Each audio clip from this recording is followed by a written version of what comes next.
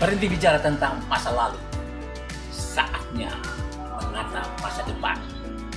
Bersama Ishak Rafiq, Direktur Eksekutif Masa Depan Institut.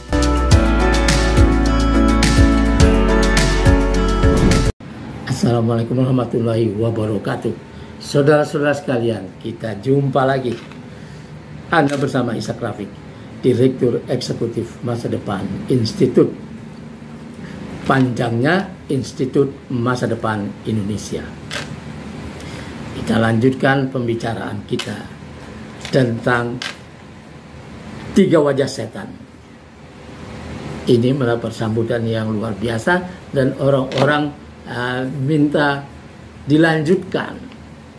Teman-teman BEM dan alumni perguruan tinggi minta lanjutkan lagi bang, katanya. Nah, maka saya lanjutkan sekarang. Setan dalam 3 wajah itu. Wajah penguasa yang zalim diwakili oleh Fir'aun, tirani. Wajah korun, konglomerat, orang-orang super kaya yang dicabut kepeduliannya kepada bangsa dan orang-orang sekitarnya, sehingga mereka menjadi pencipta kemiskinan dengan kemampuan lobinya dan keterampilannya yang wangi.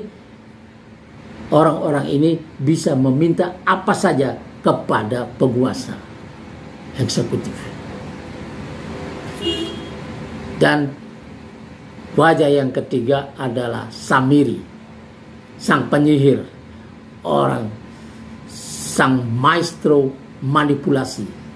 Dialah yang bisa menyihir rakyat dan kaum intelektual, aktivis dan lain sebagainya untuk berpihak kepada penguasa zalim, sang tiran, membenarkan semuanya dan membuat dalil-dalil, ya, sehingga rakyat kehilangan pembela-pembelanya di masyarakat karena orang-orang ini bisa membantah semuanya, ya, seolah-olah sedang ada proses menuju kemakmuran.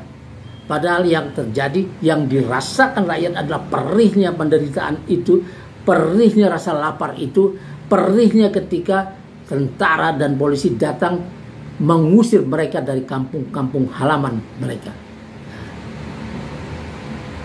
Inilah tentara yang dipakai untuk menguji manusia, anak cucu Adam. Setan yang dalam bentuk jin, seperti saya katakan lalu, memang ada dari bangsa jin dan ada dari bangsa manusia. Yang dari bangsa jin ini membisikkan kejahatan dalam hati manusia, membisikkan karun, membisikkan penguasa untuk melakukan hal-hal yang membuat kehidupan menjadi berat buat rakyatnya. Dan dia membuka jalan-jalan sehingga ada aliansi antara para perampas dari luar negeri dengan perampas di dalam negeri yang menjadi penguasa. Kerjasama ini menimbulkan penderitaan di samping membawa orang menuju kekafiran. Seperti kata iblis di kapal Nabi Nuh. Jangan kira, kata iblis, orang-orang yang sekarang berada di kapal ini, orang-orang yang setia padamu, yang sudah ikut kamu beriman untuk tidak menjadi hamba dari manusia lain, akan tetap bersamamu. Nah, bagaimana membuat mereka nantinya berbalik menjadi bagian dari kesesatan itu? Nah, iblis menggunakan penguasa zalim, konglomerat yang merampas tanah-tanah dan tempat-tempat usaha, merampas aset-aset dengan memanipulasi dengan caranya sendiri, meminjam kemampuan kelompok Samiri untuk memanipulasi, membuat sertifikat-sertifikat palsu, sehingga rakyat yang sudah puluhan tahun berada di kampung-kampungnya itu bisa diusir dengan gampang menggunakan tentara dan polisi yang dikerahkan oleh sang penguasa atas permintaan korun. Inilah yang digunakan. Dan seperti saya jelaskan beberapa waktu lalu, tiga ini yang paling banyak digunakan adalah Samiri. Kaum intelektual yang berkhianat ini berada di mana-mana dan di tengah-tengah masyarakat. Dia menjadi teman orang-orang yang sedang dalam kesulitan, tapi dia sendiri berpihak kepada para penguasa dan para perampas itu, dan dia menciptakan, membuat dalil-dalil yang membenarkan perampasan-perampasan tersebut dan membuatkan undang-undang, memberi ide-ide tentang kebijakan-kebijakan baru yang bisa memudahkan perampasan-perampasan itu. Dia menjadi penentang para nabi dan para pengikutnya, para pewaris nabi. Semua nabi-nabi dan para pengikutnya berhadapan dengan ini. Dari mulai Nabi Nuh sampai Isa Al-Masih putra Maryam dan Muhammad Sallallahu Alaihi Wasallam, semuanya menghadapi ini. Dan mereka ya yang mendatangkan siksaan, menangkap, merampas dan lain sebagainya adalah sang penguasa zalim yang membuat orang bisa menarik imannya, yang kemudian bisa membuat penjelasan-penjelasan baru bahwa sekarang masalah akidah sudah selesai, misalnya tinggal cari cuan. Nah, orang-orang ini adalah orang-orang yang sudah dilunakkan oleh salah satu dari tiga wajah iblis ini, oleh penguasa yang zalim atau oleh oligarki, penguasa dana, atau oleh Samiri, sehingga dia bergabung di situ. Dan penyesatan ini terus berlangsung, sementara para pejuang kemerdekaan, para pejuang keadilan berada di barisan lain.